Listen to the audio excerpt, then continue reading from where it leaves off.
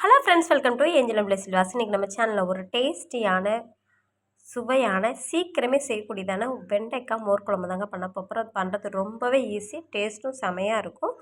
இப்போ இந்த ரெசிபி எப்படி பண்ணலாம் பார்த்துறோம். ஒரு மிக்ஸி சார் எடுத்துக்கலாம், அந்த தேங்காய் சல் சேர்த்துக்கலாம், பச்சை மிளகா, ஜீரகம், சின்ன துண்டு இஞ்சி, அப்புறம் கொத்தமல்லி தலை, கருவேப்பிலை இருந்தால் கூட நீங்கள் சேர்த்துக்கோங்க. ரொம்ப அதிகமாக சேர்க்கக்கூடாது, ஃப்ளேவர் மாறிடும். அதுக்கப்புறம் வேக வச்சதான துவரம் பருப்பு நீங்கள் ஒரு அரை மணி நேரம் ஊற வச்ச பருப்பு கூட சேர்த்துடலாம். எல்லாத்தையும் சேர்த்து நல்லா ஃபைன் பேஸ்ட்டாக அரைச்சி எடுத்து வச்சுக்கலாம். அதே மிக்ஸி ஜாரில் 200 மில்லி கெட்டியான தயிரை நல்லா மிக்சியில் அடித்து எடுத்துக்கலாம். அதை ஒரு பாத்திரத்தில் மாற்றிட்டு அது கூடவே நம்ம அரைச்சதான தேங்காய் சீரகம் அரைச்சோம் இல்லையா, அதையும் இதோட நம்ம சேர்த்துலாம். பச்சை மிளகாய் அரைச்சதையும் சேர்த்துட்டு இதை நல்லா ஸ்பூனை விட்டு கலந்துக்கலாம். கொஞ்சோண்டு மஞ்சள் தூளையும் இதோட நம்ம சேர்த்துக்கலாம். சேர்த்துட்டு மிக்ஸ் பண்ணி எடுத்து வச்சுக்கலாம்.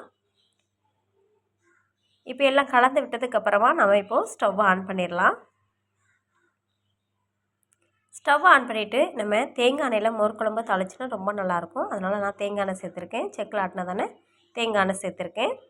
தேங்காய் எண்ணெய் சேர்த்ததுக்கப்புறமா தாளிக்கிறதுக்கு ஒரு டீஸ்பூன் அளவு கடுகு, ஒரு டீஸ்பூன் அளவு ஜீரகத்தை எடுத்துக்கலாம். அதை ரெண்டையும் சேர்த்துடலாம். சேர்த்துட்டு கடுகு சீரகம் பொரிஞ்சதுக்கப்புறமா வரமிளகாய் கிள்ளி சேர்த்துக்கலாம். அது கூடவே கொஞ்சம் காயத்தூள் சேர்த்துக்கலாம்.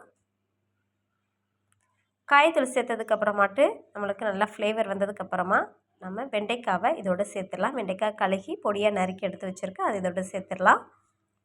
சேர்த்துட்டு வெண்டைக்காயில் பிசு பிசுப்பு தன்மை எல்லாமே போயிடணும். போகிற வரைக்கும் நல்லா வதக்கி விட்டுடலாம். அது நல்லா சுருண்டு நிறம் மாறி வெந்து வரும். அது வரைக்கும் நம்ம இதை நல்லா வதக்கி விட்டுக்கலாம். இப்போ கொஞ்சோண்டு மஞ்சத்தூள் சேர்த்துக்கலாம். இப்போ பாருங்கள், வெண்டைக்காய் எதுவுமே நல்லா ஒட்டாமல் விழுவிழுன்னு இல்லாமல் நல்லா வந்துருச்சு. இப்போது வெண்டைக்காய்க்கு தேவையான கொஞ்சம் உப்பு சேர்த்துக்கலாம். ஏன்னா வதக்கும் போதே வெண்டைக்காய்க்கு உப்பு சேர்த்தா தான் அதில் பிடிக்கும். அதனால் கொஞ்சம் உப்பு சேர்த்து நல்லா வதக்கி விட்டுக்கலாம். இப்போ பார்த்தாலே தெரியும், நல்லாவே வெண்டைக்காய் வதங்கிருச்சு. இப்போ நாம் அரைச்சி வச்சதான கலவையை இதோட சேர்த்துலாம். அரைச்சது அப்புறம் மிக்சியில் அடித்து வச்சதான மோர் எல்லா கலவையும் நம்ம இதோட சேர்த்துடலாம். சேர்த்துட்டு நல்லா கலந்து விட்டுடலாம். இது நல்லா சுடு சாதத்தில் நல்லா போட்டு சாப்பிட்டோன்னா அவ்வளோ டேஸ்ட்டாக இருக்குங்க.